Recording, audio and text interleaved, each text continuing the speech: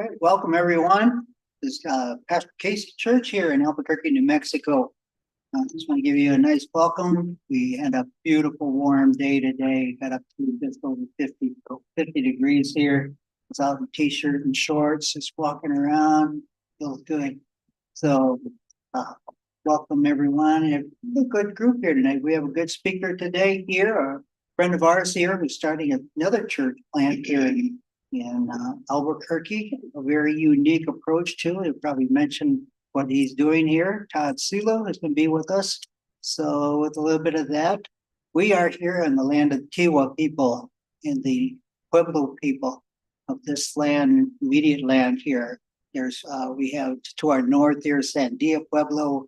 We have Isleta Pueblo to the south of us. And then there are 17 other up and down the Rio Grande here that are all around us, lots of native folks in this area, and the Navajo people to our west, and the Apache people to a little bit to our south and our north.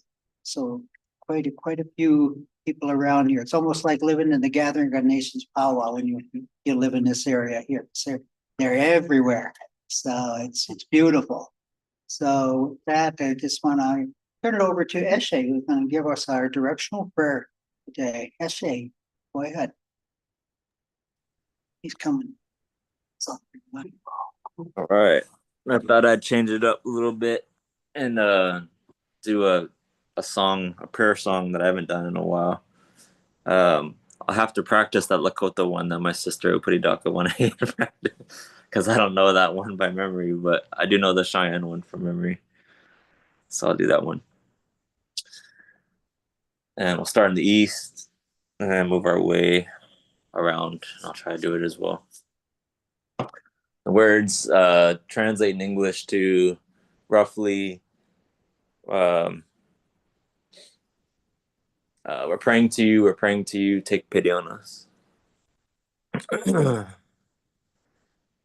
Hey ha ya hey ya hey ha ya hey ya hey ya hey ya hey yo ya hey ya hey ya hey ha ya hey ya hey ya hey ya hey yo ya hey ya hey ya hey ha ya hey ya hey ya hey ya hey yo ma hey yo ne hana to atsem hey hey hey hey yo ma hey yo ne hana to atsem Nishiva Tamen. Hey, hey, hey, hey, yo.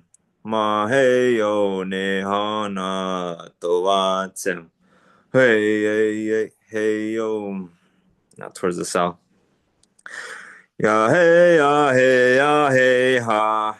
Ya, hey, ya, hey, ya, hey, ya, hey, yo.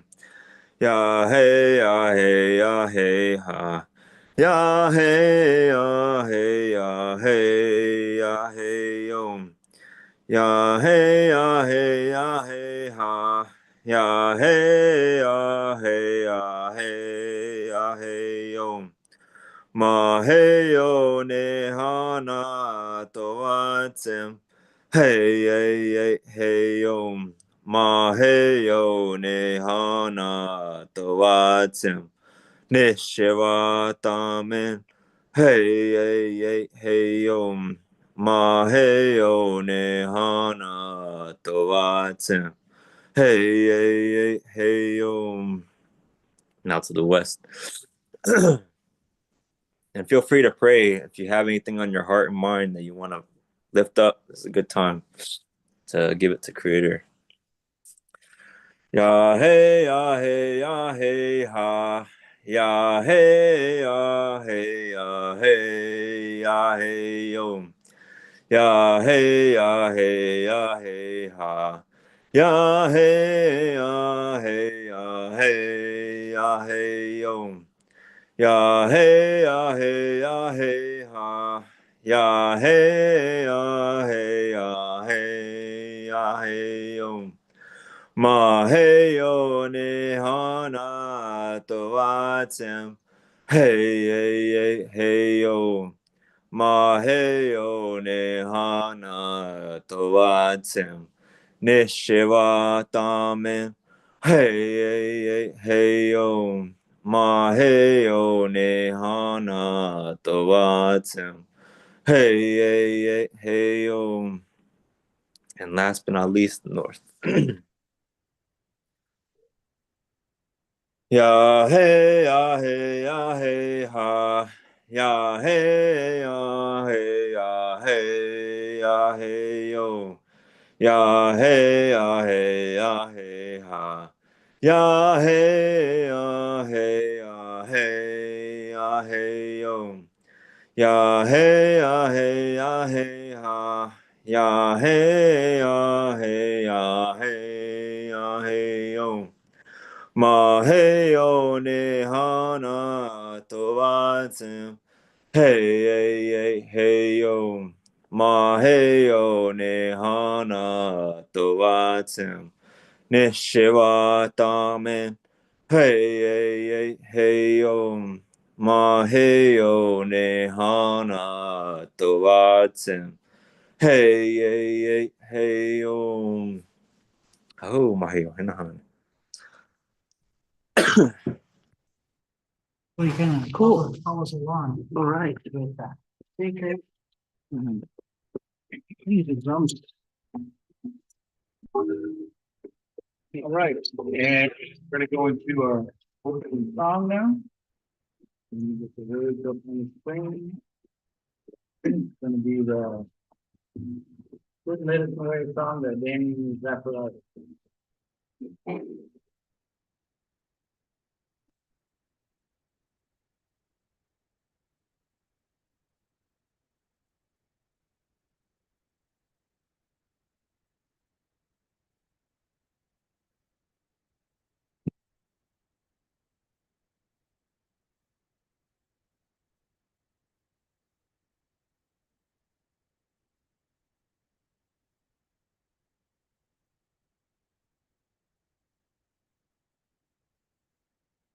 Wake ya hey ya ho, wake ya hey ya ho, wake ya hey hey.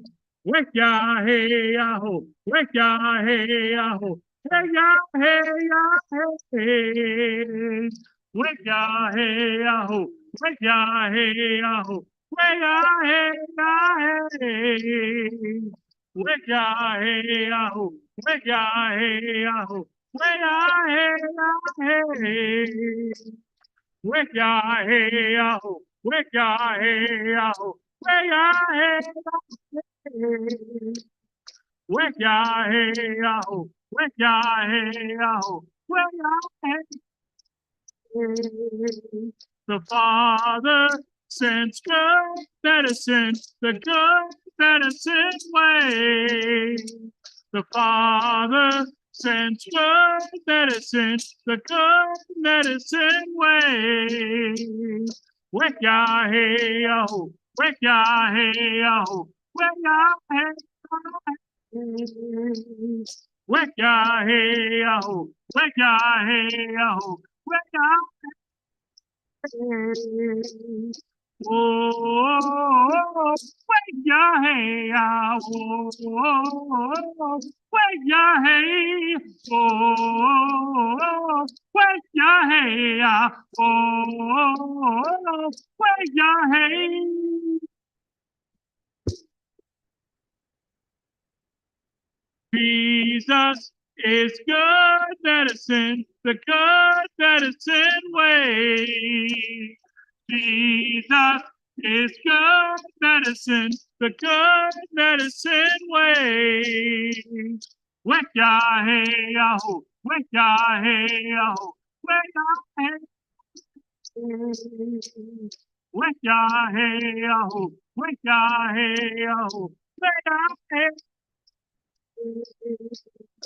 Oh, wake ya hey ya, oh, wake ya hey, oh, wake ya hey ya, oh, wake ya hey. The Spirit gives good medicine, the good medicine way. The Spirit gives good medicine, the good medicine way. Weka hey aho, weka hey aho, weka hey hey. Weka hey aho, weka hey aho, weka.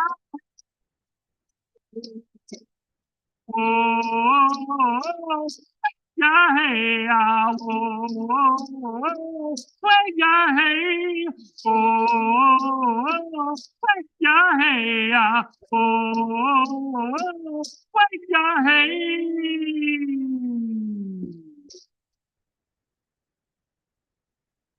Wake ya hey aho, wake ya hey aho, wake ya hey hey. Wake ya hey aho, wake ya hey aho, wake ya hey. Wake ya hey aho, wake ya hey aho, wake ya hey. Wake ya hey aho, wake ya hey aho, wake ya hey. The government same way.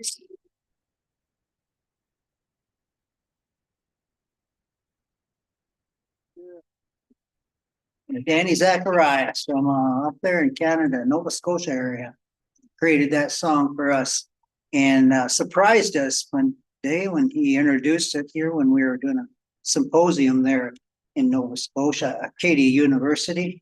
And a lot of gratitude to him for doing that. We're going to go to Petadaka now. Is going to have our creation insights. She's coming to us from, I believe now, El Reno, Oklahoma still. Hey, yep, from the land of the Cheyenne and Arapaho. Hey. But yes, good evening, everybody. For those of you who don't know me, my name is Upitsi Taka, which means white star in the Pawnee language. As Uncle Casey has said, I'm coming to you from the Cheyenne. Sorry, can y'all hear me? I'm coming to y'all from the Cheyenne and Arapaho area. Just kidding. In Oklahoma. So I just want to thank you all for allowing me this chance to speak. So um, so over this past week, there's been a lot of there was a lot of ideas that I had that creator was trying to like share with me. And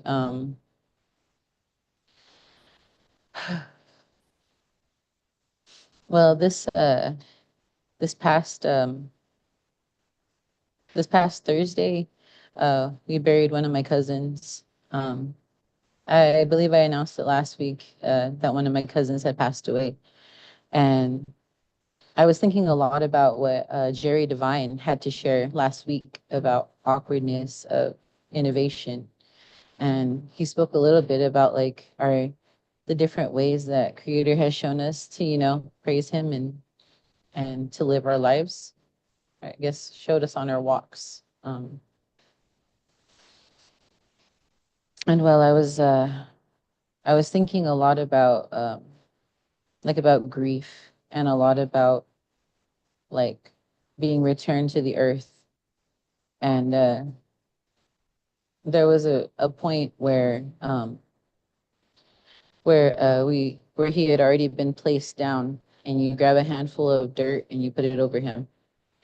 And so it started to make me think about like our connection, like with our creator and our connection with the earth.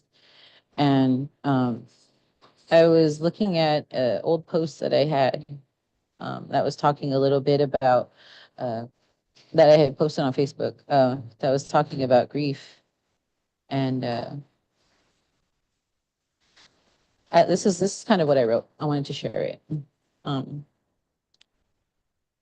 well, it starts out as the reminder that tomorrow is never promised is everywhere. Grief is the hardest pill to swallow. It stays stuck in your throat for the rest of your life. All the words left unsaid, all the dreams unfulfilled. The pain is crippling and it never truly ceases. No words can truly express the feeling. I was never really afraid to leave this world until my daughter was born. Now my son. Now I am afraid. I'm afraid to leave her and him on earth without me. It breaks my heart to think one day that I will be called home and that I will leave them in this grief. I'm afraid because I don't want her to hurt or him to hurt. I'm afraid. I'm sorry for this scary thought, but I needed to share it. It really hurts me. I mean, I know that they will be okay because they have so many people who love them. And I'm blessed to have such a great family and great friends who I know will remind her of me. I know Creator will take care of them too, but this departing still scares me. I cry, I pray, I hurt, I rejoice. Again, I'm sorry to share this, but I had to get it off my chest. And so I was thinking about all the things that were left undone with my cousin and the end of his walk. And everyone who's lost someone understands the heaviness of grief. We know that with Creator, that He can help us to heal and be able to step forward, but sometimes it can take a lifetime to grieve. And so I just wanted to share, like, with everyone who has lost someone, all the mourners, all those who are still shrouded in darkness. There will come an end. There will come an end to that. And you just have to hold on to the good memories, and you have to hold on to the laughter and continue to hear their voices because they never truly leave us. They're always around, even when we don't see them. And so this week was a reminder to many of us that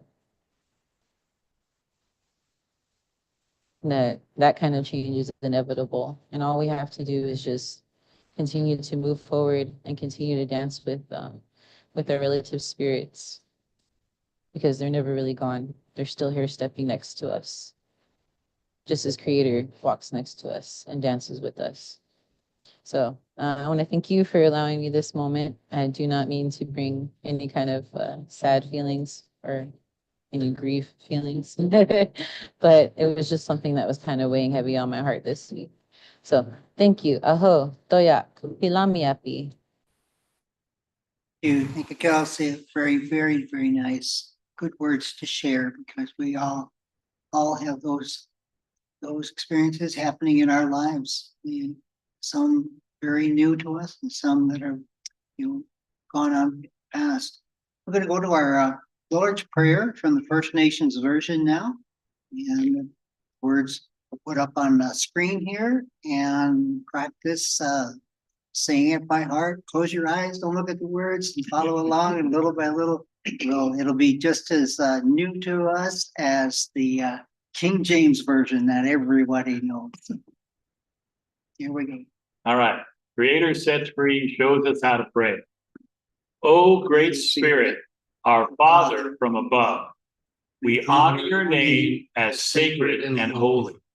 Bring your good road to us, where the beauty of your ways in the spirit world above is reflected in the earth below. Provide for us day by day the elk, the buffalo, the salmon, the corn, the squash, and the wild rice, all the things we need for each day. Release us from the things we have done wrong. In the same way, we release others who have done wrong to us. Guide us away from the things that tempt us to stray from your good road, and set us free from the evil one and his worthless ways. Aho, may it be so. Hey, very good. Getting more better and better at that. Thank you. We go into our smoke signals and giveaway time, and most of you know our smoke signals are when we send our messages and share our thoughts and our words, and then we'll have our giveaway right after that, where we do a blanket on the ground in front of us here where we can give our gifts to the ministry and those that are tangible and those intangible that we look at too. So people have given us gifts such as just recently we had a drum given to us. So it's a drum that would be used for singing and sharing. So really appreciative of that. So with that, go into the announcement time here. Just announcing that Todd Seelau is with us here now, and tomorrow night we'll be having our book group where we'll be going into chapter 2 now. Edith and Randy Woodley's book here, Journey to Elohim, how Indigenous values lead us to harmony and well-being. So very good conversations this last time around, and this next one here ought to be just as good. Getting to know and getting that real sense of the Native American way of understanding and seeing the world, perspective and values really emphasized in that. The other thing I want to announce here is that got a friend of ours who was on a book group up there several different times, Cherie. She's from New York area, and she's going to be a first timer with us. She's going to be sharing some ministry that she's been involved. She's was very vocal in the book group that we had, and lots to share. So Cherie Gillick from that area. Mike Brennan is going to be after that. Mike Brennan, he was with a group in South Dakota, met him at the Wachoni family camp about 10 years now ago, and then he's very active.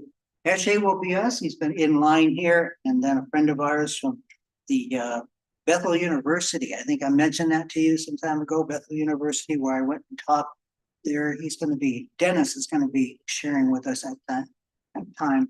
Other things that are happening, I got a couple of trips coming up, so I will be present on the Zoom as we go, but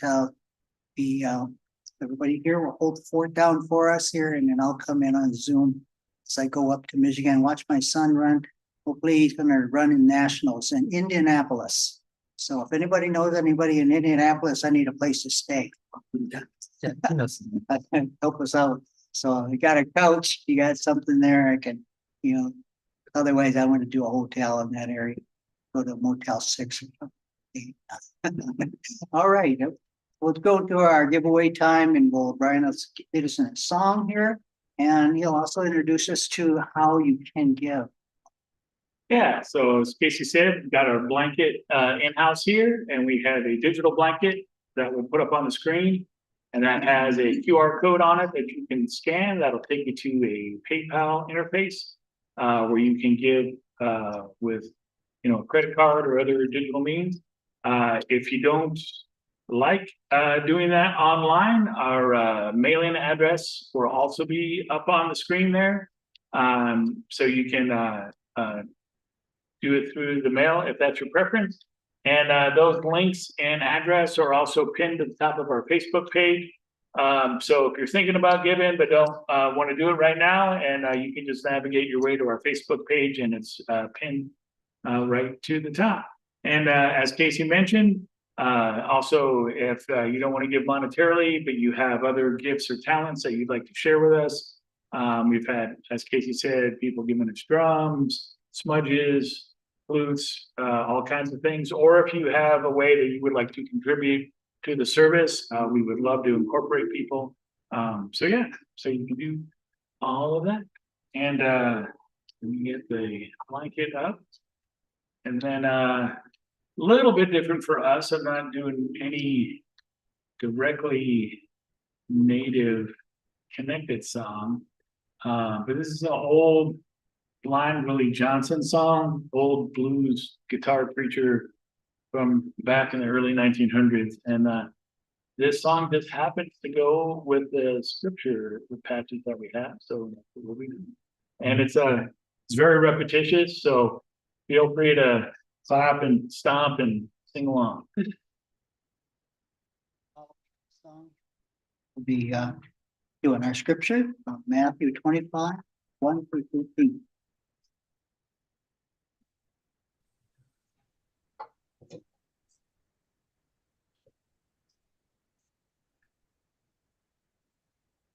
Wait, is this the time to read it or is the song first?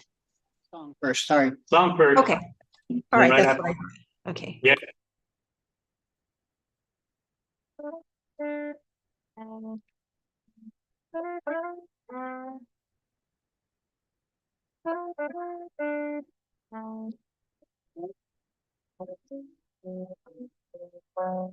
Keep your lamp trimmed and burning, keep your lamp trimmed and burning, keep your lamp trimmed and burning. See what Creator's done.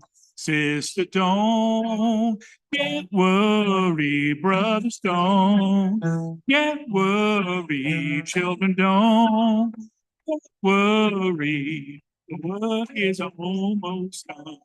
Keep your lamp trimmed and burning, keep your lamp trimmed and burning, keep your lamp trimmed and burning. See what Creator's done.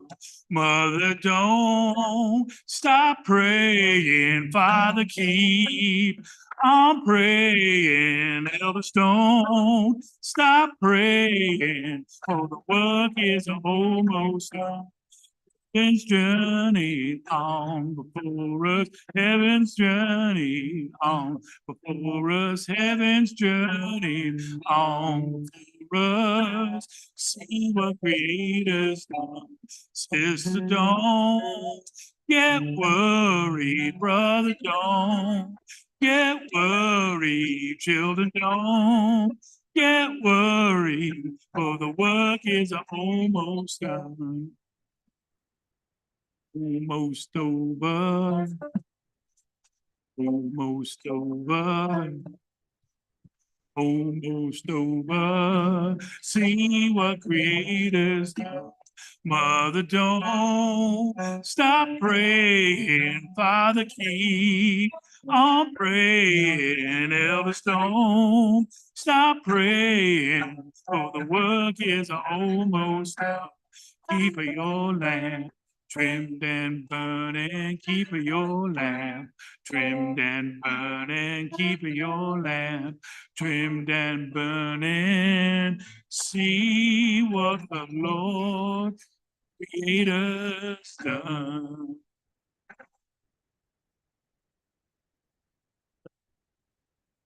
Very, very cool. Yeah, fitting Yeah. song for this time too. So Helen, I'll hire you. can you read the scripture for us? Yeah. All right. Sure.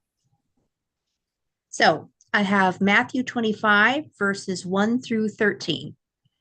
When the time comes, the one who are walking Creator's good road from above will be like 10 young unmarried women who took their ceremonial torches and went out to welcome the groom. 5 of them were foolish and 5 were wise. The wise women took an extra clay pot of oil along for their torches, but the foolish ones did not bother to bring any. The groom did not come when expected, and they all fell asleep as they waited. Then suddenly, in the dark of the night, someone cried out, "Look, the groom is coming. Let us go welcome him." All the women woke up to prepare their torches, but the oil in the torches had run out. The foolish ones said to the wise, "Give us some of your oil so our torches will not go out." The wise ones answered back, "There is not enough for all of us. Hurry, go to the village and trade for some more." They hurried away to get more oil. But while they were gone, the groom came and all the guests went into the lodge for the wedding feast, and the gate was closed.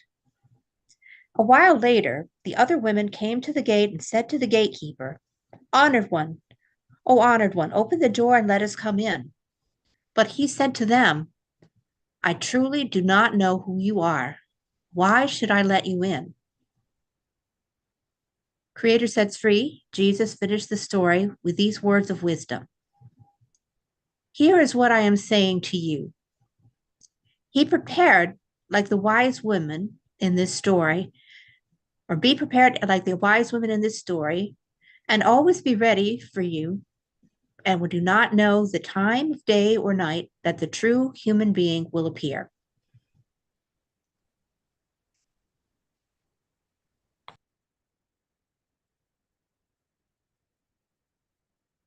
We'll have a time of reflection now, and then I'll introduce our speaker.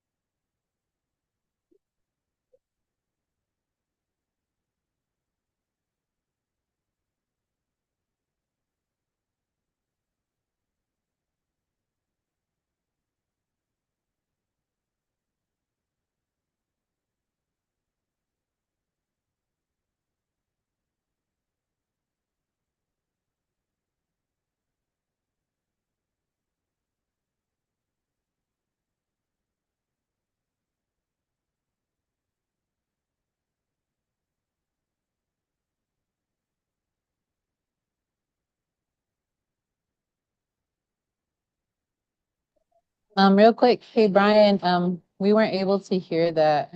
We weren't able to hear you playing. I don't know if Zoom did its weird music configuration, but we couldn't hear it out here.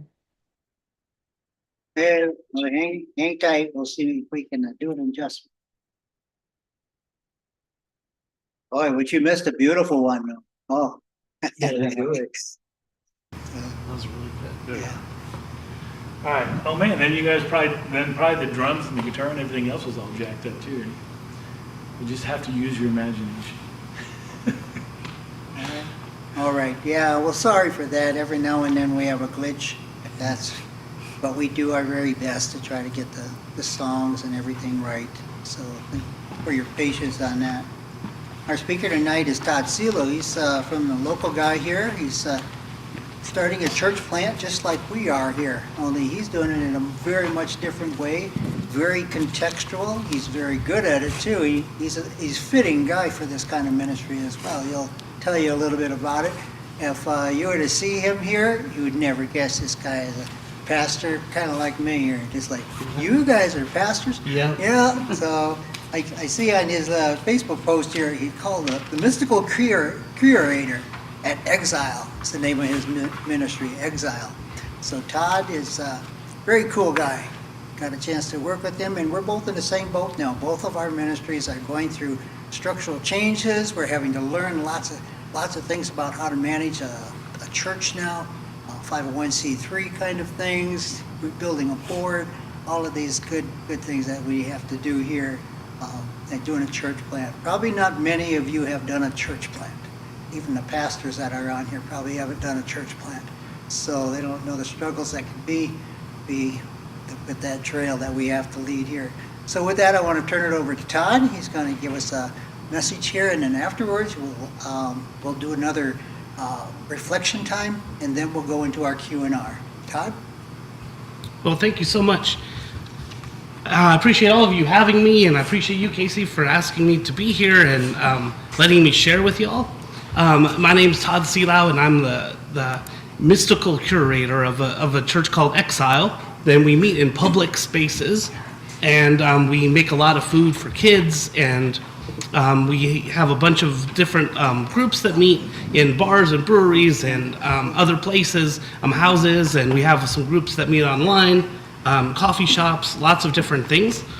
And we are working as like little groups that do different things, for the community. So we, a lot of us pack bags for kids so they can get weekend meals, the kids that get free lunch during the week.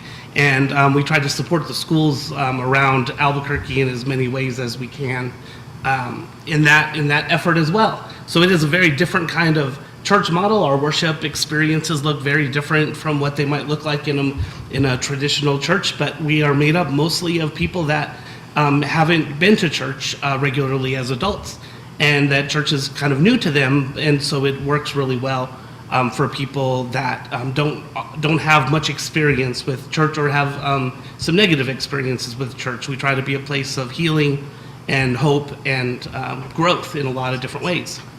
So I'm really happy to be here with y'all today, and I want to share about these three stories in Matthew 25.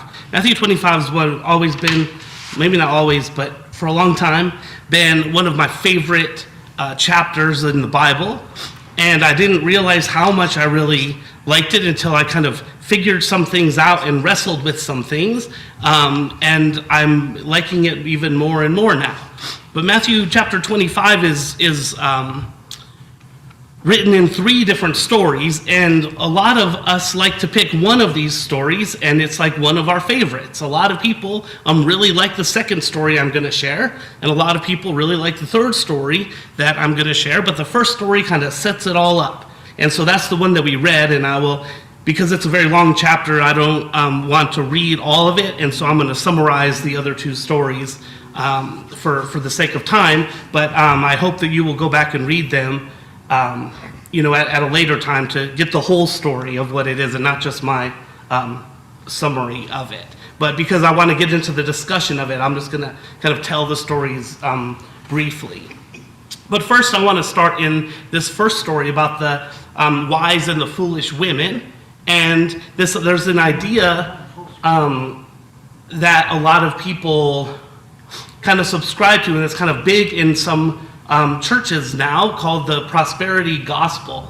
And the prosperity gospel or prosperity theology is an idea that God blesses us as we are righteous and we give ourselves to God and we are faithful to God, and then God is faithful to us, which is a really, really true, I think, in a lot of ways. But what that implies or infers, or what has kind of come out of that movement and understanding of the prosperity theology, is that what about the people that don't have a lot?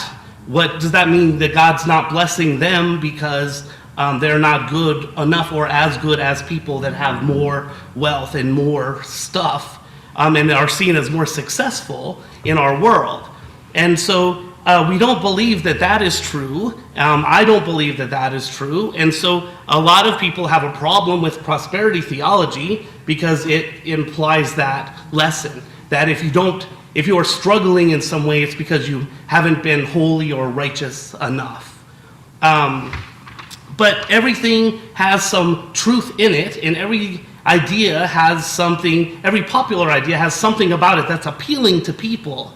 And so I want to explore these stories because I think it helps us gives us a bigger picture of what prosperity theology or prosperity gospel is about, or can be about. And so I want to tell the whole story instead of just one of these stories, because I think these three stories really work together very well. So in this first story that we read, there are 5 wise unmarried women and 5 foolish unmarried women that are going to set up the party for the groom before he gets married. Now, the wise women take some extra pots with some oil in it because they know sometimes the groom is late and you should be prepared and have enough stuff for you just in case something happens, in case of an emergency.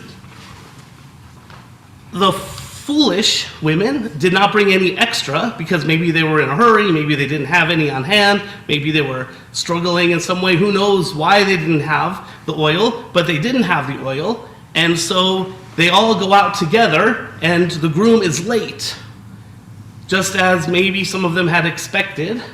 And as they're waiting, the oil starts to go out in their lamps, and the ones that brought the extra oil filled up their lamps and kept it going, and the ones that didn't asked, hey, can we have some of that oil?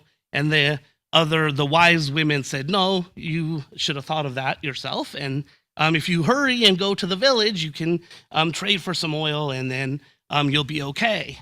Now, this story helps us to realize how important it is to be prepared and why it's important to be wise instead of foolish. Now, what's interesting to me is that wisdom here and being a wise woman in this story isn't about how smart they are or how good they are at school or how naturally talented they are at being smart.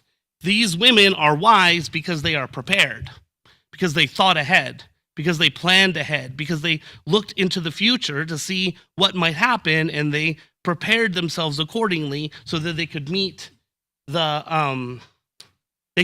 all of the qualifications and all of the things that they needed to do in this place. So this isn't about like being smart or not smart, but it's about being wise and being prepared. So these the women, when the groom finally comes, the only women there were the ones that are prepared. And so it is important when the other women come, the groom says, "I don't know who you are," and sends them on their way. So being prepared is an important piece of who Creator is leading us to be and calling us to be, because to be prepared means to be wise. Now, there's different ways to think about being prepared, and a lot of it is about planning and sitting down and knowing, where do I want to go? Where do I want to happen? What are the results that I'm looking for? And then how do I make those results happen? And so it's important for us as we are navigating our day-to-day lives, because this is about a spiritual world, but it's also about a physical world and what we live in day to day. So spiritually, we have to be prepared for God, for Creator to speak to us, to lead us, to see Creator in all of the things that are going on around us. And we prepare ourselves in those ways with spiritual practices. Spiritual practices like prayer and reading the Bible and meditation and journaling, and there's lots of different kinds of spiritual practices. And I know that there are a lot of really good spiritual practices in the native traditions, lots of native traditions that I think that we could all learn a whole lot from, and doing more of that. But there's a book called A Celebration of Discipline by Richard Foster, and it goes through about 17 different kinds of spiritual practices. And I think it would be interesting to see what kind of spiritual practices relate to those, maybe in some other people's cultures or experiences. But doing these spiritual practices and taking time to pray, taking time to meditate, taking time to journal and slowing down and processing your thoughts, and then looking at what do I want to happen, we can prepare ourselves to get what we're trying to get, to do what we're trying to do, and more importantly, what God is calling us to do. We can hear that voice much better when we are taking the time to slow down and listen, and different spiritual practices appeal to different people in different ways. So a big part of that preparation is going to be spiritually, because we can hear God. We see things that we might not have seen if we were going at a different pace. And we experience things and hear things that are different than if we were going too fast or too slow. I feel like the Creator helps us to be at the same tempo with the Creator, so that we can hear and see and move at that same kind of speed. And so the next story gets into this what's called the parable of the talents in other versions of the Bible, but in this version, in the First Nations version, the story is about they use herds of horses as the example, and in other translations they use talents, which is like basically equal to money. So a business friend of mine kind of did the math on the talents and said it was about, in today's world, it would be about 1 talent or 1 herd of horses would be worth about $2.5 million. I don't know if that's about the same. I don't know what a herd of horses goes for, but that's how the story is in this version. So when you're reading it, I just want to make the equivalent of those things. So for this example, and in this sermon, if we assume 1 herd of horses is worth about $2.5 million, then it should all make sense, I hope. So what happens is there's this very wealthy man, a landowner, and he invests and gives these three men some of what he has because he has to go on a long trip. And so the first person that he gives it to, he gives $2.5 million or a herd of horses for him to take care of. And the second one, he gives either 2 herds of horses or $5 million in order to take care of while he's gone and to invest and to help grow it. And the third person, he gives what the equivalent of like 5 herds of horses or $10 million would be. And so when the man is away, the one with the most, with the $10 million, he doubles what he has. He invests in things and he figures out ways to trade things, and he can do the same thing with horses or the same thing with money, and you find the ways to help grow that. And so while the landowner is gone, this man figures out all of this ways to double what he had. And so now he has the equivalent of $20 million. The second person, when the landowner comes back, he says, look, I doubled what I have, and now I have $10 million when you gave me 5, and I made good investments, and I helped your money appreciate and grow. And the first person that got the 2.5 million, the smallest amount of money, he was afraid of the landowner, and he didn't want to lose anything. And he wanted to be careful and play very safe, and so he put the money in the ground and buried it so that nobody could find it. And when the landowner came back, he dug it up out of the ground and said, I am afraid of you, and you are a shrewd man, and I didn't want to lose this, so I buried it in the ground. And the landowner was very upset with him, and he took the 2.5 million that he had, and he gave it to the man with the 20 million that got the most from it. And he said, and he kicked the man out of the kingdom. And so in this story that comes right after the being prepared part, we remember from the wise and foolish women how important it is to be prepared. It's also important to be, it's also important to produce. And Jesus is telling this story as an example of what are we producing? Are we living our lives in a way that we're afraid, or are we living our lives with faith that we are taking chances and doing things in order to help produce things for the kingdom of God and for the people around us? Now, the lesson in this story is that we have to take chances and live in an abundant kind of life, and believe that God is blessing what we're doing and that we're doing the right things that Creator is calling us to do, because in the first story, we are slowing down and we are in touch and in tune with what Creator is telling us and showing us. And so we have to be able to produce the results that the Creator is calling us and leading us and has gifted us to produce. Maybe if we're a painter, we need to paint more. Or maybe if we're a musician, we want to make more music, and Creator is calling us and leading us to make more music. But some people are good with money. And this story is about money, and it's also not about money, but it's also about money.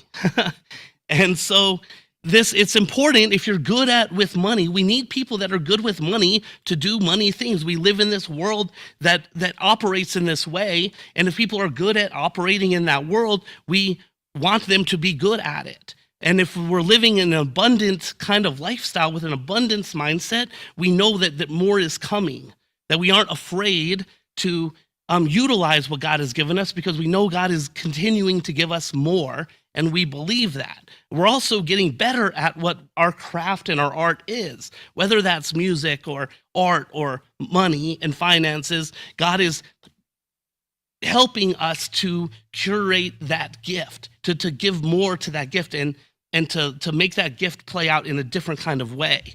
And so this is an important story because it's important that we do produce in the ways that Creator is calling us and leading us to produce, in ways that we are naturally talented, but also as we were talking, ways that we're learning new things that maybe we're not as comfortable with or not as fun to do.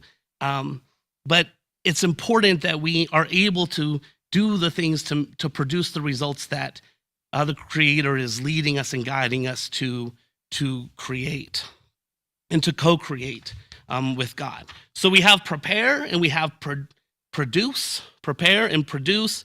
And then the third story is maybe the most famous one, and it is the story about when the Creator comes,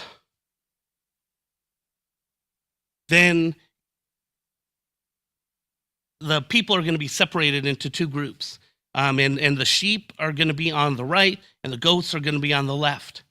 And they are asking what's going on and what's happening. And the Creator tells them, you sheep, you are on this right side of me, which is the side of honor of the king, and says, you fed me when I was hungry, and you gave me clothing when I was naked, and when I was thirsty, you gave me something to drink. And to the other people, the goats, the ones on his left side, he said, when I was hungry, you didn't give me food, and when I was thirsty, you didn't give me anything to drink. When I was in jail, you didn't visit me. When I was naked, you didn't give me clothing.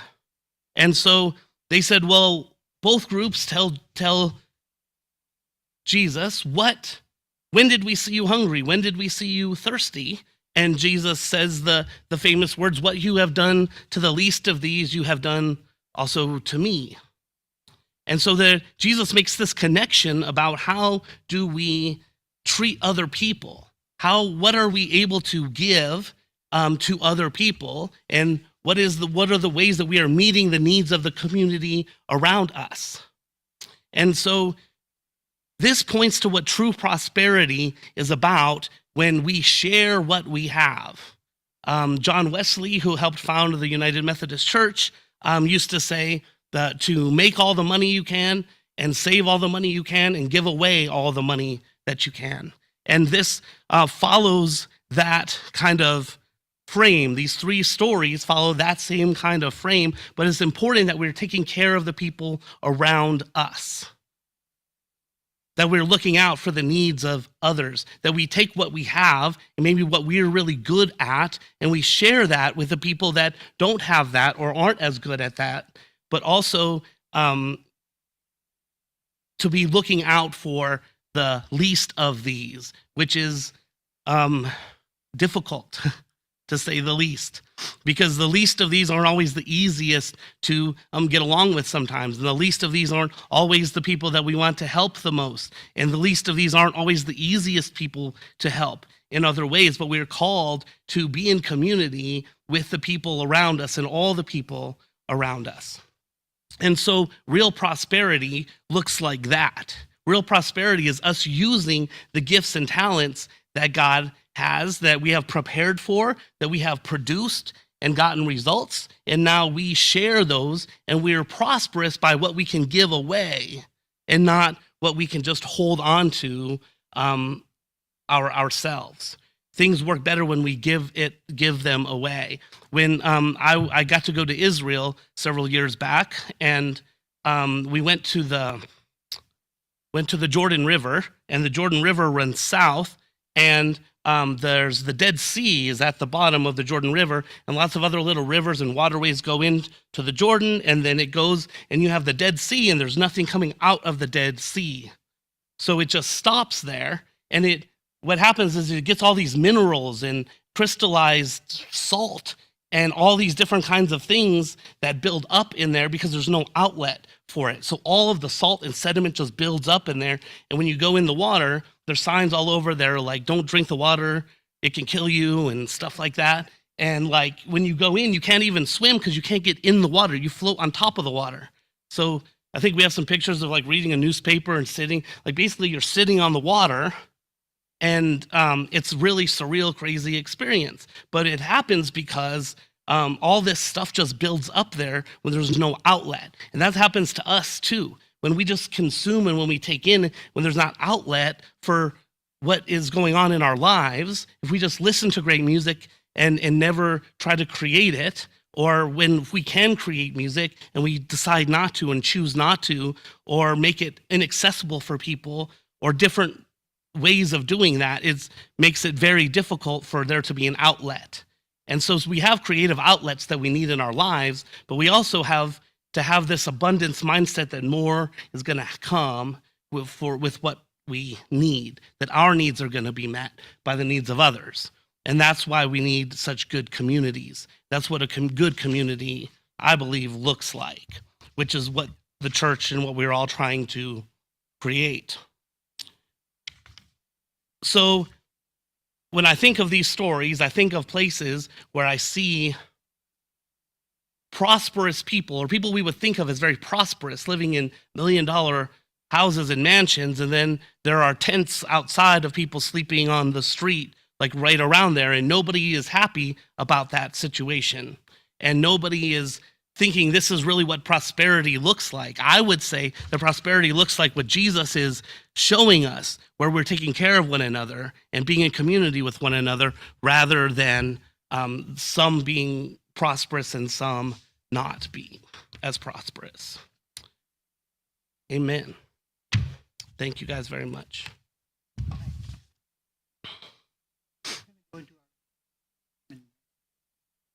Brian will lead us in the discussion. So thank you for your questions.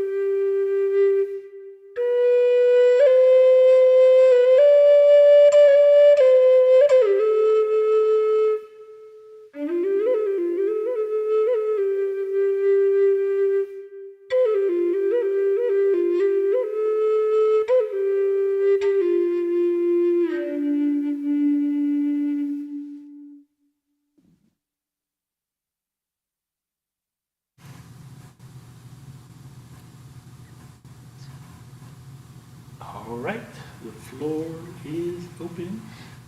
Let's see, let me get it on. All right. I want to step in right away here. As Todd, I see you at work here in Albuquerque and the different ways that you're going about your ministry in places that just like regular church people wouldn't think that you could do church. Tell us a little bit about how you do what we call church in those different places that you go. The size of the group, what the various things that they get involved in. Maybe about 5 minutes there. Okay, sure, yeah. Really, we have lots of different groups. They all operate very differently, and they're all very unique. And so there isn't really one good answer. But what is important, we have the same kind of liturgy. I call it a liturgy because it's a very simplified liturgy. But I believe, and we believe that that worshiping God is loving God and giving attention to God, and then attending to our neighbor. So it's important that we are giving our attention to God, and we get together and we make meals put together food bags for kids, and so we're already starting to connect with the community, and then from there we share about our weeks. And there's a spiritual practice from Saint Ignatius called the Ignatian Examen, and I highly recommend you do it every night. And we really simplify it, and we say, what's the best and worst part of your week? And sometimes that can be lengthy, sometimes that can be short, depending on who wants to share. No, everybody doesn't have to share if they don't want. But we go around and we just share the best and worst of our week. And at night, every night, I lay down and I think about, where did I see God the most today? What frustrated me the most today? What did I feel most like myself today? So it's very similar to that, but it's much more easy. Like, what's the best and worst of your week? Is just very accessible for people. So that's where we start there. But a lot of times, what we see as people are sharing their week, then we remember those things. And sometimes if somebody's having a hard time, we're just going to talk about that day, and that's perfectly fine. So we're not real strict about those kind of things. But then what we do is we read the Bible, and we are reading through, some groups are reading through Luke right now, and some groups are reading through Ezekiel right now. And we just read from where we left off, and we read and we talk about what kind of pops out to us in the story. So it's a little bit similar like to Lectio Divina, but it's more like looking at the story and seeing what pops out instead of looking at words or verses, if any of you are familiar with Lectio Divina. But so it's a modified version of that. And I think that what happens is, as we're reading the Bible and reading these stories, things in our weeks kind of pop up and pop out to be examples of some of those things. And so we identify what's happening in Scripture with what's happening in our weeks. So those things really tie together really, really well. So we're giving God attention and giving God our attention by reading Scripture, and then we're attending to our neighbors by the food that we make for the surrounding community, and then we talk and meet. We're not just like in a corner usually, like we're usually, or in our own room or something in these places. We're intermixed with other people, because the most important thing is putting what we're learning into action, and how do we treat our neighbor, and how do we treat the people that are there in those places. And so if people are, struggling, we talk to them. If people want to come and be part of our conversation, they come and be part of our conversation. Sometimes we go and play pool and darts and do things and hang out after, and we talk to people. And some people like to do that a lot, and some people don't like to do that so much, and there's space for everybody. And so that's kind of our model. And it looks different at the bowling alley, and it looks different in different kinds of places. So it's kind of modified. The size of groups are different. There's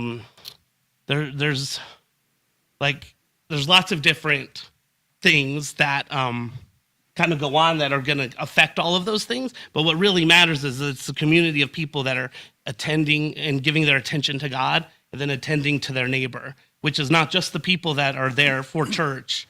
In a way, we bring church to a lot of other people that are surrounding us in that space. Tell us about the different locations that you do the ministries at. Well, we have lots and lots of different ones. We have several that are online on Discord. We have some that are at bars, some that are at bowling alleys, some that are at casinos. Like there's group poker groups that meet, and then they talk, and we read the Bible, talk about our weeks, read the Bible, and then we have takeaway points. We have points that we take away from it. What's your what are you taking away from this? And everybody says their takeaway at the end. And then during these conversations at poker tables, at poker tournaments, you have a live audience to have conversation about generosity or whatever your takeaway was from the Scripture. We talk to people, in those places without making it like weird or anything like that. It's people that are used to doing those things and comfortable in those places, so they know how to act and fit in with things. But what's weird is that those things seem to come up. Like if we're talking about prosperity would come up in conversations, and people would bring that up to us in different ways, or we see something happening, and we can participate and be a part of it. So it's really kind of like in a new adventure every time we get together. All right, thank you. I just wanted them to hear a little bit about the variety of places and his genius of going out into places that we just, some of us probably wouldn't enter. How many of you wouldn't sit at a poker table and go, oh, we got a question in house here. Actually, it's more of a And my name's Twyla. And as you were talking and sharing that, which I knew that about your ministry, but I never really thought about it. And as you were sharing that moment, I pictured Jesus on the hilltop sharing these ministries and stories with people who would never have gone to hear a man talk about what he was talking about. Yeah. And because he did and was not afraid and not intimidated and was about his Father's work, people were brought to know Jesus and God. And I know that, you know, when I've mentioned you to some of my family members, you know, that they might like to go check out where you were going to be or something, they're really confused of why would you be in a bar? And I didn't know that you sometimes would meet with people in a casino, but when my husband was alive, his favorite pastime as he began to grow older and going down the pathway of dementia, his favorite thing to do was go to the casinos locally and play poker. And he could sit there for hours, and he just had a spirit of Jesus about him that people would listen to what he would say around that poker table. And I know because I didn't play poker, but I would sit and listen to the conversation around that table. So what you're saying is exactly true, you know, and we should not be afraid to go into places that, and we should not be afraid to let our voices be known in the supermarket, at Walmart, you know, instead of just going through our lives living and not sharing God's love. So I appreciate everything you said. And it did take me there to image of Jesus as he spoke around the little fires. And the disciples would ask him really hard questions, and he would just casually answer them. I picture that. I don't know if that's what he did. So I picture that too. I like that. I think that's really beautiful. And that's when people want, it's not really like an attractional thing where we're trying to get a bunch of people to come, because it's really about the people that aren't there more than the people that are there in a way. But we're right next to them instead of being here where we have to go find them, where they're right there. And so we get to practice what we're preaching literally like right away, and practicing evangelism in a healthy way where we're not being weird about it, because that's where we hang out. And when somebody wants to start something like this, or when even if somebody wants to come, a lot of times if they've been to church a lot, I'd rather just start a new one and say, and the first question I always ask is, well, where do you hang out? Because I've had people say, well, let's go to a bar and let's show us. And I'm like, cool, what bar do you hang out at? And they're like, well, we don't go to bars. And so I'll say, well, then that's probably not a good place for us to do it. Where do you hang out? What do you like to do? So we have a group that meets at a quilting. They do a quilting, group, but they have church before it, and it's not like a church quilting group. It's just like quilters. And so a group of them meets first and has church, and then goes there, and they have these talking points that other people usually bring up, and so it's very easy to kind of get in there and to do that. And so it's just a really cool, I think it's a really cool model, but it's not about, hey, come here and do what we do. It's like, go to do what you are already doing. Like, as you are going, make disciples. And so we try to take that very literally, and as we're going, we make disciples.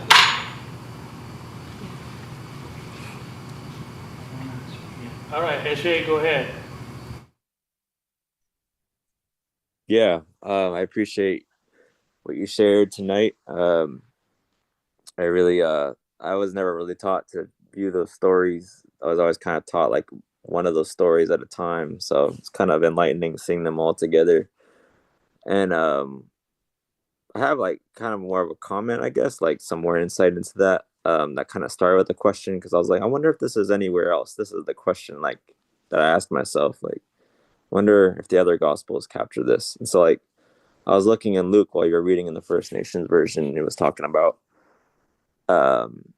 like this man who's building barns, and storing wealth up to himself, and Creator comes to him as like, you fool, like you did all of this and yet you're it's foolishness. And then later on in that passage, it brings up, it's actually interesting because it brings up the women, and I never put this connection before, but like it brought up the women who are preparing like this feast for the groom, you could say, the male in the party.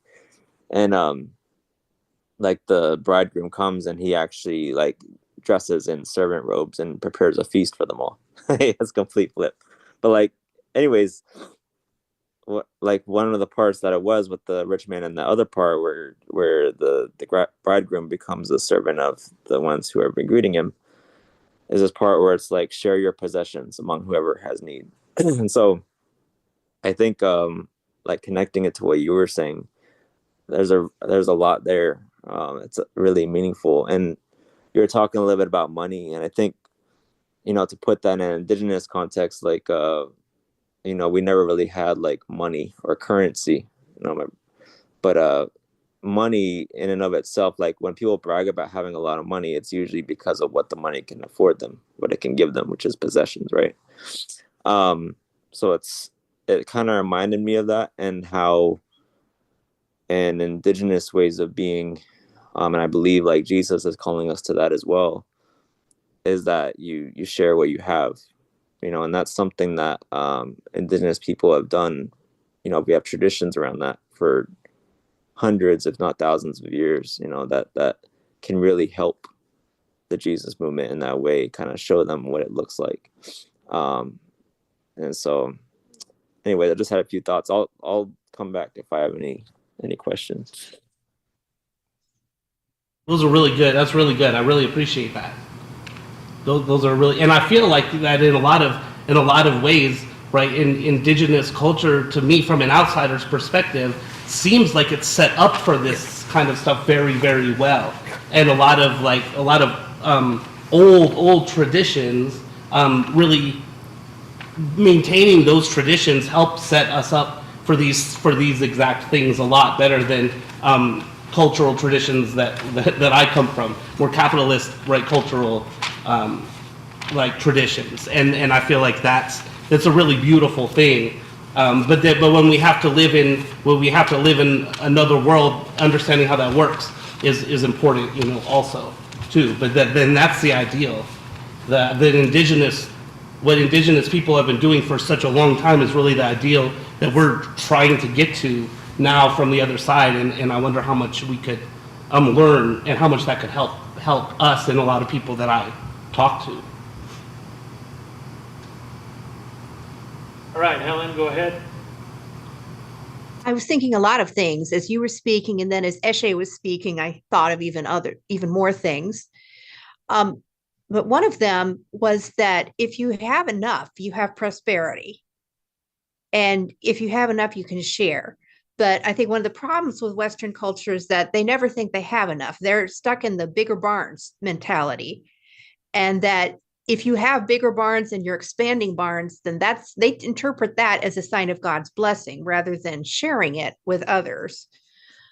So I think your speech tonight put prosperity where it belongs, that it's more a community resource too. And I was thinking about a period drama that I liked.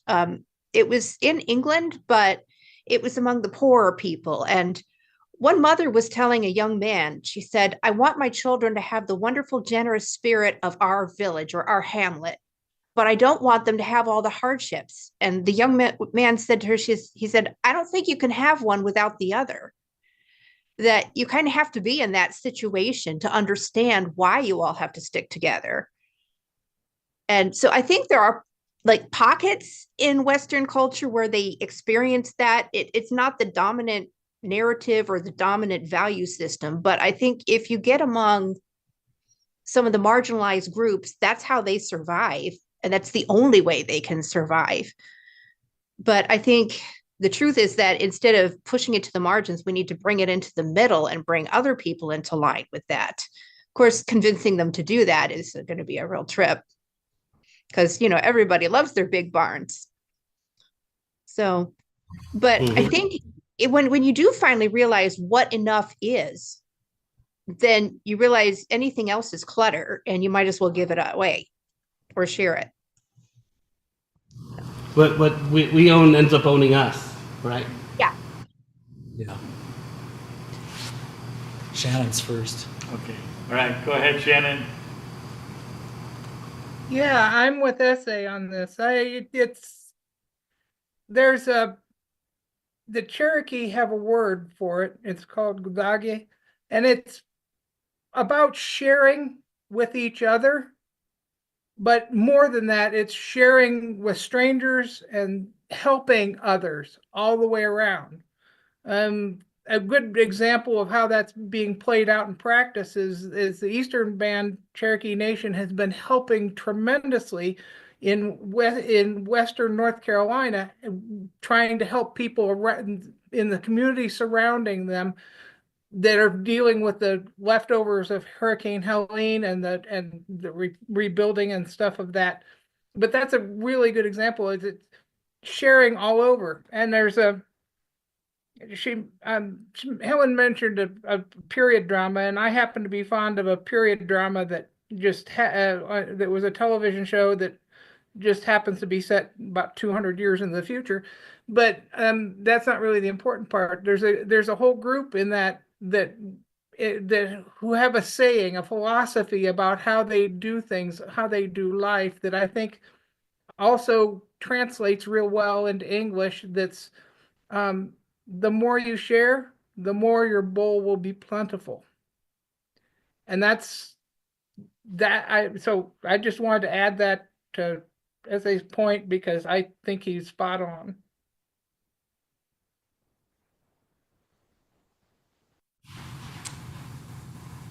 Over here. Over here.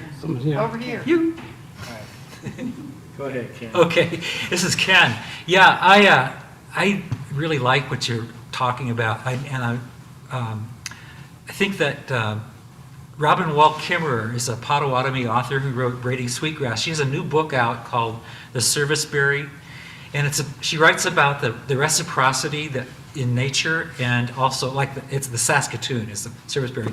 You know, it's sweet and the birds eat it and they fly around and then they poop out the seeds and more trees grow and then people get to eat the fruit, and it just kind of it's a natural way of sharing the abundance of nature. And the indigenous people have a real strong sense of giving as a way of receiving. And so she talks also about the potlatch, in case you would know more about that, but basically to be rich is more about how much you can give away as opposed to how much you can accumulate. And it's really countercultural right now. I mean, if you look at what's going on in our, I'd recommend, I'm just about a third of the way into the book, but it's really got some good stuff in it. And That sounds awesome. yeah, I'd recommend it to us. Yeah, I think so. It's a good one, yeah. What was it called again? The Serviceberry. The Serviceberry. And it's a little book, and it's by Robin Wall Kimmerer.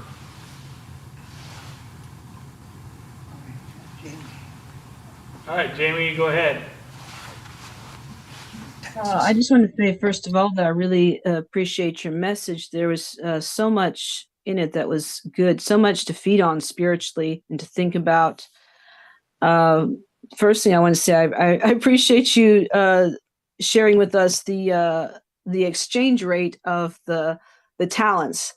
I think maybe I'd heard that before, but I don't know. I couldn't remember. And I know when I've read that story, I've kind of wondered about like how much was that? Is it like one talent is $1, 10 talents are $10, So it adds a new dimension of meaning to realize just how much that was. And my first thought is, wow, God has entrusted so much to us, whether we have a lot of money or a little money or no money. I mean, that he's entrusted us with a variety of things, whether it's giving us a family or giving us talent, actual talents and gifts, or, being a teacher, or, there's just, he's entrusted us with so much, and sometimes we just really miss it because it's not in our, sometimes we get focused on the material. And I think that's one of the problems with the prosperity teaching, is not that entirely their teachings are wrong, but that is so focused on just the material and money. And so, and yeah, and when you were talking, I actually was thinking about when I was just recently in the Czech Republic. I spent about 2.5 months with this Czech lady, and she came to the US in the early 2000s. She was here for like 10 years, and she traveled around the US, and she went to all these different revivals, and she attended different Bible schools, and she just loved the American version of Christianity. She was like, that is what Christianity is. And she wanted that to come over to the Czech Republic. And I wasn't sure about that, from the beginning. I mean, I thought that's good, she came over to the US. I could see some pros as well as some cons to, going to Bible schools in the US. So, but just after spending time with her, so much of it was doctrines from like prosperity, the prosperity gospel, and which I think is part of the faith movement. And those are not necessarily bad, but I feel like they sometimes lack balance, and their focus is sometimes a little bit off. And so when I first got over there, she was struggling financially really badly. And then as I spent time with her, we prayed through, and actually there were breakthroughs, a lot of breakthroughs, a lot of different blessings. And some of them weren't necessarily financial blessings, but they were blessings. But it was like, it was really never enough. And she still continued to complain, like, why isn't God blessing me? Why isn't God why isn't this that? Because she expected it to be this certain way, and I think if your focus is that and not sharing, I know that unfortunately she had no desire to share or give. And so to me, if your focus is what can I get, and focusing on money, there's just never going to be enough, and you're always going to miss the blessings, and as well as missing the opportunities to share. And it was sad, but that's what I saw with her time and again, that she missed the blessings and she missed the opportunities to share and give. And so, yeah, it's just really unfortunate. But like I said, we've been entrusted with so much if we just open our eyes to see it. So anyway, I just thought I would share that story. That's great. That it makes me think of there's this idea called asset-based community development. Yes. Where you focus on what people have, and then you develop the community and build that by sharing what people sharing what they have and what they're already good at with each other. And instead of, well, what do we need? Oh, we need to find this. We have to find this. It's very different by saying, what do we have? Let's use that, and then we can meet other needs with those things that we already have. And so that it makes me, what you said makes me think a lot about that, is living this, prosperous lifestyle means that we can give, we have things to give other people, and it comes in lots of ways. That's not just financial, but that also is financial, because some people are really good at that. Also, and we need that, because there's a lot of people, at the root of a lot of oppression is economics. So we have to address the economic realities, also, because people use money to keep other people down, and we have to work on changing those systems and fighting against those systems of oppression. But we have to use the tools we have and the assets that we have in order to help fight those things, and that takes a lot of time. So we have to operate as much as we can in the world we live in, but try to make it better and fight for it to be better all the time. All right, Bitaka, go ahead. All right, thank you. So I was just thinking about how relevant this sharing is tonight, and I was just thinking a little bit about like kind of what I was going through this week. It's really crazy that a lot of the messages that we have here at Good Medicine Way somehow connect to something that's happening in like all of our lives, and in particular mine. But I was just thinking about like how the message tonight was talking about being prepared, right? And being able to take the time to prepare for like anything to happen. A sorry, I just thought of a Cypress Hill uh lyric just now. So when the ship goes down, you better be ready. Just kidding. Notice I said ship. But anyway, so like yeah, to be prepared. Like for example, when my cousin passed away, nobody was really prepared for this. I mean, it kind of happened suddenly, just like any person's death is, or any person's passing, I should say, is not really death, it's passing. Um, but uh but yeah, I realized that I wasn't really prepared for this either. And for some reason, whenever I go to like funerals, it's kind of funny because uh, sometimes creator will like put something that I need like somewhere that I need it. Or it's just like put there like in coincidence almost. Eh? Like for my grandpa's funeral, I had purple earrings and everyone was wearing purple. Um, and I didn't know that. And this time, everyone was wearing like maroon or red, and I happened to have like a red bow sitting in my car, and so I thought that was like happenstance or whatever it's called. But it's kind of crazy that regardless, I was already prepared for what was going to come without having to actually prepare. It just happened to be there, and it's just crazy that during those times that that happens, creator does have a hand over that situation. And there was another part of your stories that you were sharing tonight that kind of connected to that as well, like helping others with the prosperity and giveaway. And I was thinking, like, one of the things that I really enjoy about your about what you do, particularly, like meeting people where they're at, it makes me think of um, Native InterVarsity, which is a basically a collegiate. It like has to do with college. Like the ministry meets the college students where they are at, and we all happen to go bowling. We happen to go I don't know, play basketball at the gym or go for walks and hikes or play like ultimate frisbee and stuff like that. But anyway, so I was thinking a little bit about like being prosperous, right? Like there's a lot of things that were jumping around in my head while everyone was talking. And I do have a few questions and I kind of just want your opinion, like how can you recognize when you're prosperous? Like how do you recognize that? And like would you would it just be like having like what you have, right? Or having the things that you have and still being able to help people even when you don't feel like you can help somebody, like giving someone $1 when they're asking for it outside of a gas station or something, or and you don't really have $1 for yourself, is that considered being having a little prosperity to give that kind of little bit away? Or like how can we know when to be a generous person or when to show our prosperity, like share our wealth, I guess. And what other kind of forms of wealth is there besides just like money and talent and things? Like is there like, I don't know, having the intuition to pray for someone, would that be considered prosperity? Or, like these are just things I was thinking of. So like, how can you recognize that you're prosperous?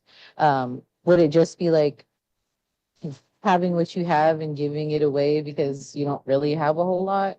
Or like how can you know that you're being a generous person? I guess those are the three questions I have. They're kind of long, they're kind of big. I just wanted your opinion though, like abstract or something. I just told Todd here, I could speak into a little bit of that because one of the things about many different chiefs that we've had over different times and other cultures too here in Turtle Island here is that they would be the last one to eat, and their worth and their station in the tribe was not on how much wealth they collected, but it was their worth was attributed to them by how much they gave away to their people. They were usually not the richest one in the community because they were always giving and giving and giving. And our native way too is it's always a giving as well too. Laura and I, we were raised that way, and so even if somebody comes over and you get ready to leave and they're going to head out, we always make sure that they always have a basket or a bag full of food to go with them on their journey, because not everyone has everything that we all need. The potlatch, see what you're bringing up, is that it's not about glorifying their tribe of, you know, we have so much that we can give away because we are so wealthy, and you would think of, you know, tribes today because with all the casinos, they're, you know, pretty wealthy, but their wealth was in how much they could give to all of their members of their tribe, and everybody would leave there with more than they could carry when you go to a potlatch. So it's how much you are given.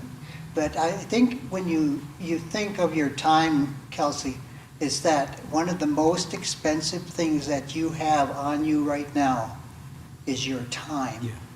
And sometimes that's what the Lord requires of your time, that he needs you to do the work that needs to be done. A lot of times we're so selfish in that way, is that we think, you know, we don't give that kind of time to what needs to be done. But we are, you know, we're caught in a world where we need so much. We're asked about our family, our friends, and all that. That is where when people ask me, I would say, I can't come tonight because I got something family issue. And I always say, well, my philosophy is church will always be here, but family is most important right now. So always take care of family first. Give them that time. Is the most expensive thing that you can give them. I have a half a dozen other things here that I might touch base with, but I'll let Todd say something. Yeah, no, I think those are really great questions, and I think that there's a lot of we weigh things very different, but everybody gives and everybody takes. You know, we take things from the community, we give things to the community, and because maybe it is like a listening ear, like we will take a listening ear. You know, we'll take someone's attention. We'll take, you know, there's things that we're taking, and then there's things that we're giving. And I think that with these three stories, a good way to measure that is, do I feel like I'm giving more than I'm taking? And am I able to give more than what I take? So, or at least have it be even, right? And I think that maybe that balance is kind of what we're going for. But the more that we can give, then to me that's how I measure my prosperity, and that's how I think that Jesus is teaching us to measure our prosperity through what we can give. But so if our gift is music and we want to be a really good musician, then becoming a better musician to give better music to more people becomes prosperity.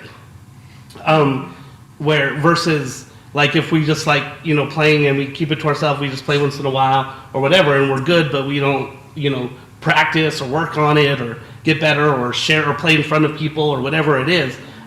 It's important that we're sharing and getting and improving whatever those talents that God gave us is, including money, I think intuition was a great example. I think there are lots of things. I'd be curious of what all the things people think about might be prosperous gifts to give, because it is talents, right? Art, music, but it's also and like money, what we talked about, but it's also things like you're saying, intuition and a listening ear. Like some people are just really good listeners, or they're active listeners.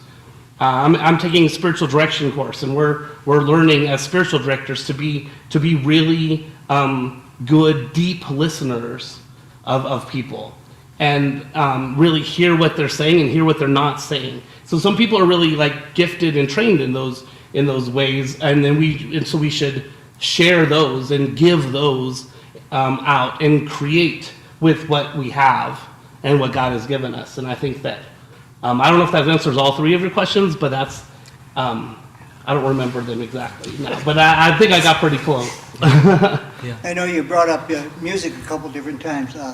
Todd is a drummer for musical groups. Yeah. Well, it's like Brian. I mean, it's about the flow, isn't it?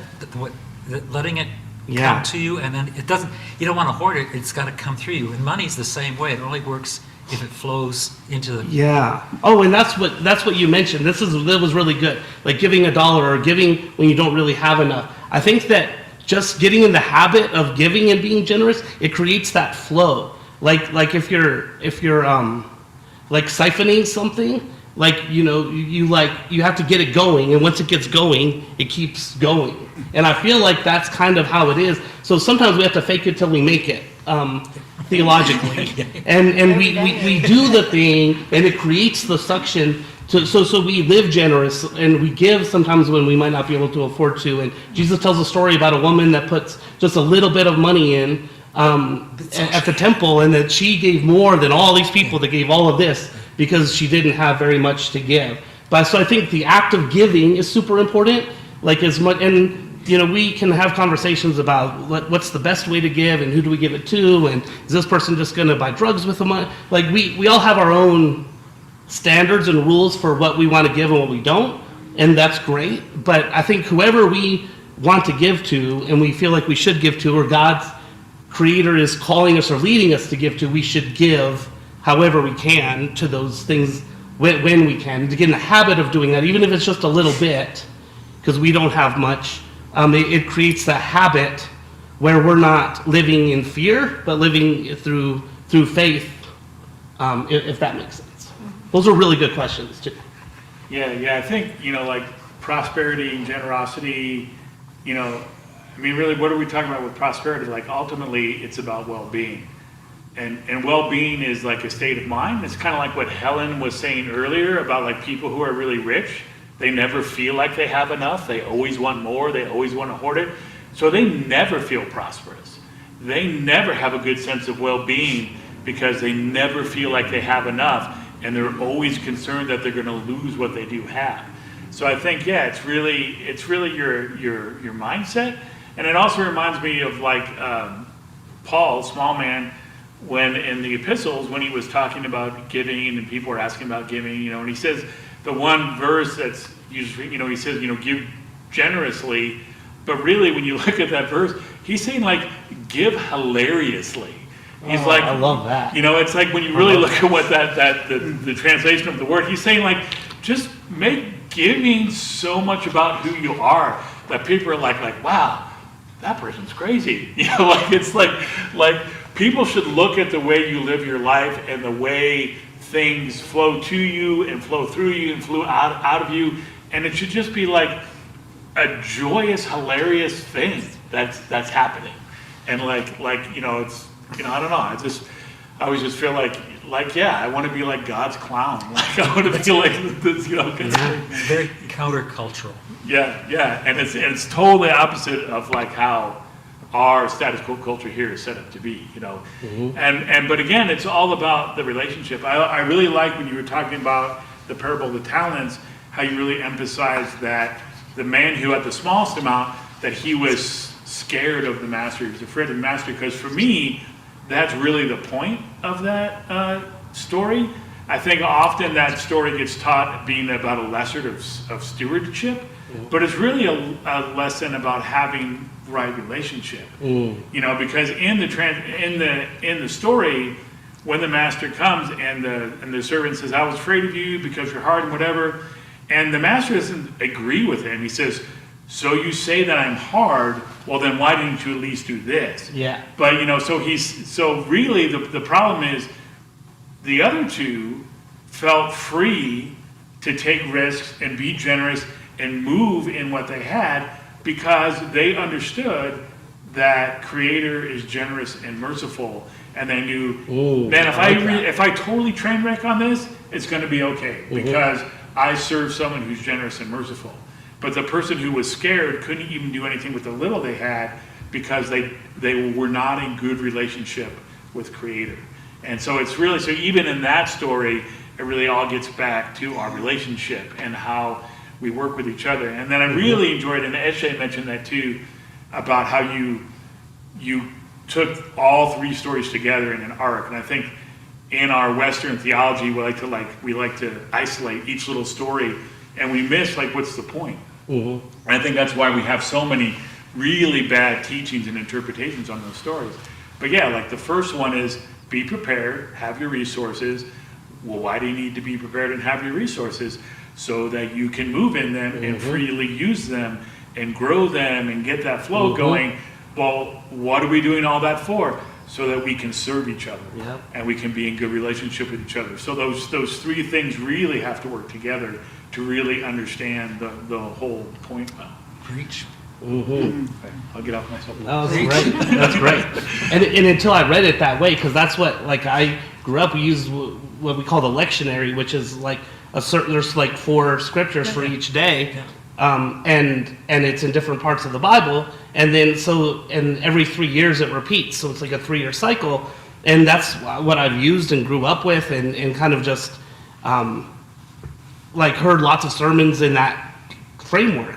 And given lots of sermons in that framework. But then what we do at our church is we read through the Bible, we read through a whole book, and so we get the whole thing, and then all of a sudden it's oh, well, this, well, of course, this makes sense why these stories are in order, and these 3 stories are like this, instead of just taking these stories, because I have a lot of people that are more disposed to prosperity theology that love that talent story, and they'll tell it with a certain bent, and it's not wrong, but it's not complete. And I think when you look at the 3 stories together, you can't stop before the last story, or you get crazy things. It doesn't mean it's all wrong or not true, but if you stop there and you start hoarding everything, you get the Dead Sea situation. Rather than, the whole purpose of this isn't to get rich, the whole purpose of this is to give more away. And if you're giving it away, you're not stressed out and worried about how much money that you're getting because your well-being isn't what's dependent on it. In that time, so you want to give more and more, and it motivates you to do the businessy stuff to personalize it, for me to do the businessy stuff that I'm not really interested in doing. It helps me get my mind around it if I know I can do better with those skills that I'm developing. Yeah, can you talk to Elon? I haven't lately. He doesn't text me back anymore. All right, Helen, go ahead. I was going to say, back when I was on Twitter before Elon, there was communication. But now, if you just are on Twitter, he will follow you. So maybe that's your way of reaching him. Well, anyway, there was a question about what kinds of wealth are there besides talent or money. I was thinking of a book club that my mom is in, and when they have a lot of wisdom and problem solving wealth. That is a really good resource. Just as an example, one woman said that her grandmother had a recipe for cough syrup. She said it tastes terrible. It's molasses based though, and it has a lot of different herbs and stuff in it. She says, but there's nothing on the market that works as well. And it's interesting that most of the members of the club are African and Native American backgrounds. So they have a lot of resourcefulness, and sometimes while they're doing different books, they'll share recipes for medicines or soups or something that can last a long time, and they consider that a source of wealth, the wealth of knowledge and how to get through things, or how to treat ailments, if you have a dead car battery, I've learned that you can put a hot water bottle on it about an hour before you start it up in freezing weather, and you don't get the dead battery. And so I've told them, they have a word, mother wit, that sums it up. And I've told them, y'all should write a book about all these different things that people can do, because that is a definite form of wealth. And the thing is, I think they understand that the more they share, the more they're all going to have. And I think maybe when it's something like knowledge, I think they realize more that you can't just say that this knowledge is strictly one person's property and not another. They don't get into like intellectual property and stuff. In fact, the more they share, the more ideas they even get about it. I was thinking that, and strategy, problem solving, those are different resources or forms of wealth. I was thinking too about when you were talking about meeting people where they are at bowling alleys and bars and stuff. And I think that's a good idea now. I know in my community, we have a lot of Latinos who are here legally but are scared because they're afraid. They said even in good times, some of them would leave for work 45 minutes early just in case the police pulled them over and there was a big to-do about stuff. And they say that they're afraid to go to church at this point because they said a big gathering where there's a Spanish mass or a Spanish service is just going to be a target for that. But I wondered if they might feel safer in other environments like what you're talking about. So I was thinking that it's a good idea in general, but specifically now it may be even more timely. So thank you for doing that. Even house churches and things like that Absolutely. are really good, where it's not even out in public. We have several house churches also. Yeah, kind of like the countries that they have to go in hiding to go to. Right. Yeah, so house churches may be the way to serve them in a different way. Yeah. And that's where our name exile came from, is that when the Israelites were exiled in 586 BC into Egypt and Babylon, they had to, they didn't have a temple to go to, so they met in the public square or in their houses and in those kind of places because they didn't have a temple. And but it's when idolatry really, the prophets stopped talking about idolatry during that time. Like a lot of things got fixed, and but there was a lot of where do we go and what do we do now, and so that's the inspiration for that.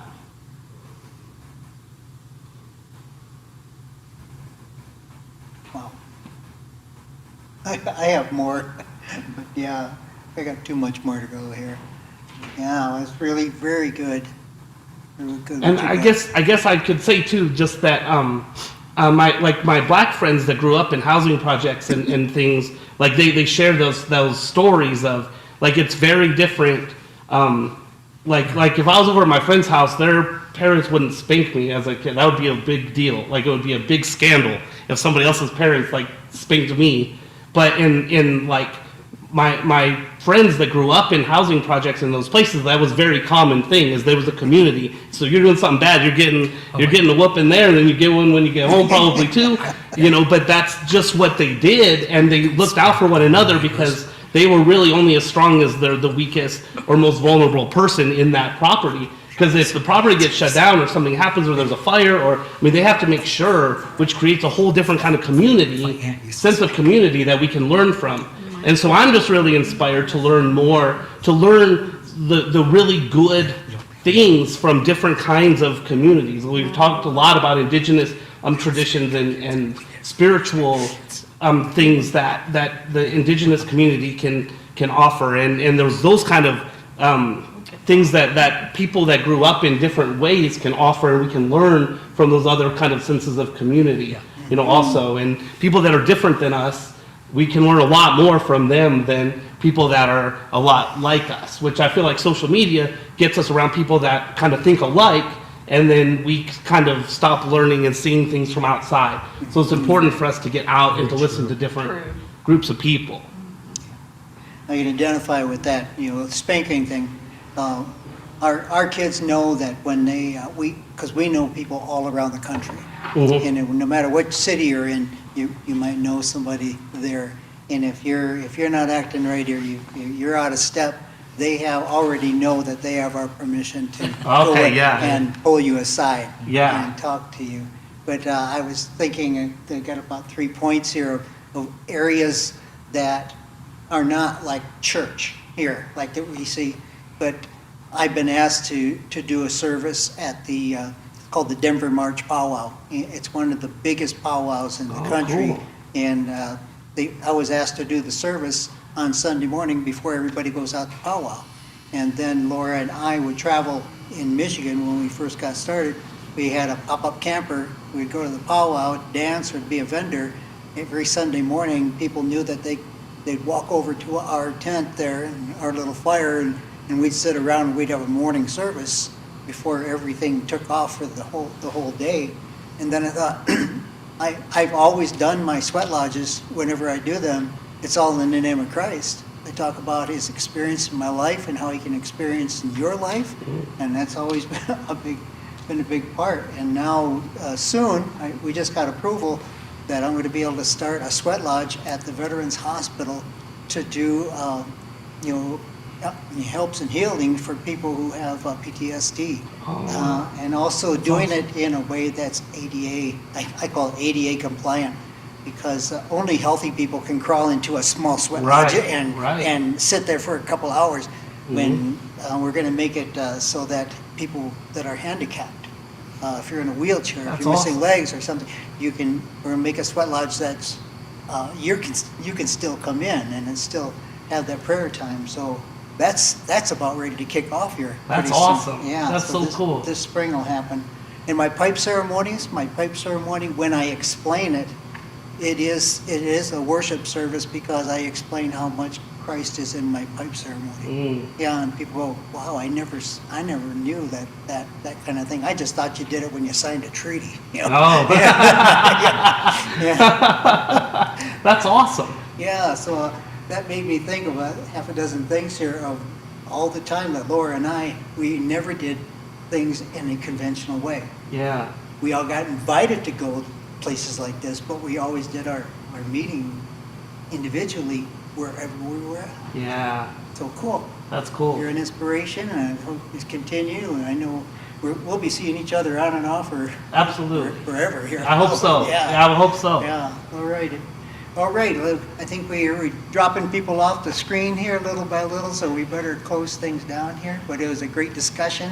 I want to turn over to Brian, who would give us a closing song. And then who is on Heaven? You close us out with a good send-off right after the song.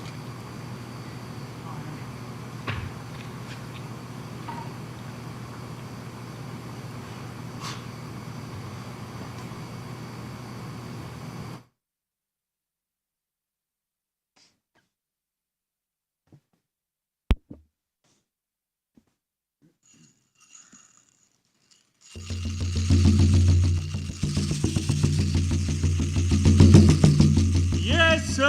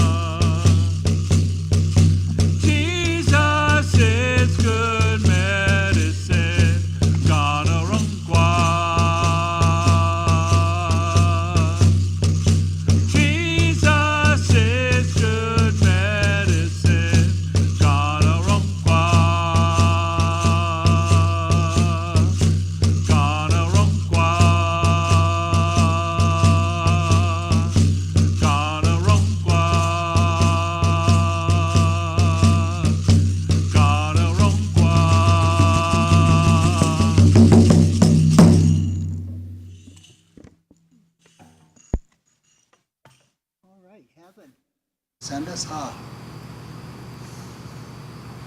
We give you thanks for this gathering, for a chosen family, and the uniting of your body to be rooted and sustained in your word and the presence of your children. Keep us walking Creator's good road. Help us to keep the fire burning and keep our hearts open to welcoming others to your unceasing warmth and light. Keep us from foolishness and grace us with reflections of your wisdom here on earth. Teach us to always care for one another and to carry our own vessels and every vessel that graces us with their presence in life, full with the precious anointing oil of priesthood. Papa, we pray that you keep us from delusions and the evils of expectation. Keep us awake and aware when we grow spiritually weary. Provide us with encouragement in our darkest nights. Help us to see we are always welcomed by Creator sets free. Keep us awake and prepared. Keep our hearts aflame and eager to welcome your eternal love. Prevent our personal perceptions from limiting the luminance of our brothers and sisters' hearts. Remind us that there is always enough. Teach us to find the value in our blessings before we rush off to trade for another. Each mountain has its own climb. May we co-create a story with each summit. We pray you keep us in your lodge and keep the gate guarded against evil with gratitude. Prevent in us any fragmentation that separates us from you.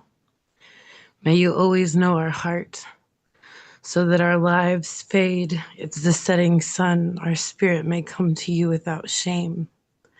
Keep our hearts aflame, so that when you arrive, you find us busy in the service of all people, your people. Aho, amen. Thank you, Evan. All right, thank everyone for hanging in there. We lost a few of our East Coasters, but we try to think of them and be more sensitive to them. But when we got a topic that takes us on like this, it's good to draw it out and get as much out of you. Yeah. Well, thank you, Todd. And we'll have you again sometime again. Yeah, for sure. This was great. Thank you very much for having me. We'll rotate you in and then keep that spirit going with us here. Thank you, everybody, for being here tonight, and everybody have a wonderful evening and the rest of your week. Yeah. Great. Love you all. Take care. Thank you. Yeah. Wow.